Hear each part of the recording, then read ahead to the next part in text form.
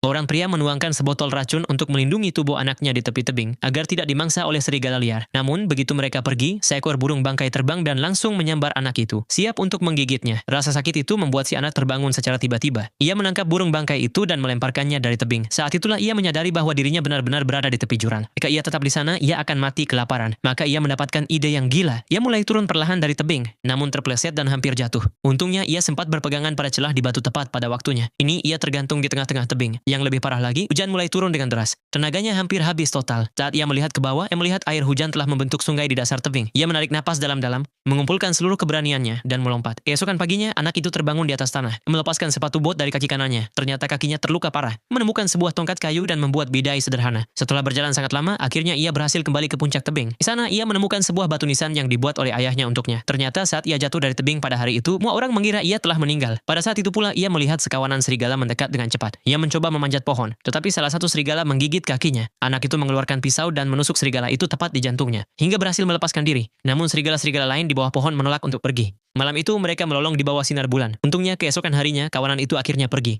menyisakan hanya satu serigala abu-abu yang terluka. Anak itu membuat tombak, siap untuk menghabisinya. Tetapi saat melihat betapa menyedihkannya serigala itu, ia tidak tega melakukannya. Sebagai gantinya, ia mengikat moncong serigala itu dengan tali. Kemudian ia menemukan sebuah gua dan membaringkan serigala itu di sampingnya. Ia tertidur di lantai gua itu. Pagi-pagi sekali keesokan harinya saat ia bangun, serigala abu-abu itu telah berhasil melonggarkan ikatan di moncongnya. Tetapi alih-alih menyerang, anak itu dengan lembut menawarkan semangkuk air kepadanya. Lihat bahwa anak itu tidak ingin menyakitinya, serigala itu mulai minum. Kemudian anak itu pergi berburu dan dengan keberuntungan berhasil menangkap seekor kelinci. Ia mengangkat batu dan menghantamkan ke kelinci itu. Sesampainya di gua, ia bekerja keras menyalakan api dengan menggosokkan kayu. Setelah seharian berusaha, akhirnya ia bisa memakan sedikit kelinci panggang. Serigala abu-abu di sampingnya tampak sangat ingin mencicipinya. Anak itu berkata, kalau kamu mau daging, kamu harus bersikap baik. Yang mengejutkannya, serigala itu menundukkan kepala. Ya, yang cinta dengan Nabi Muhammad dan Tuhan, klik like dan subscribe.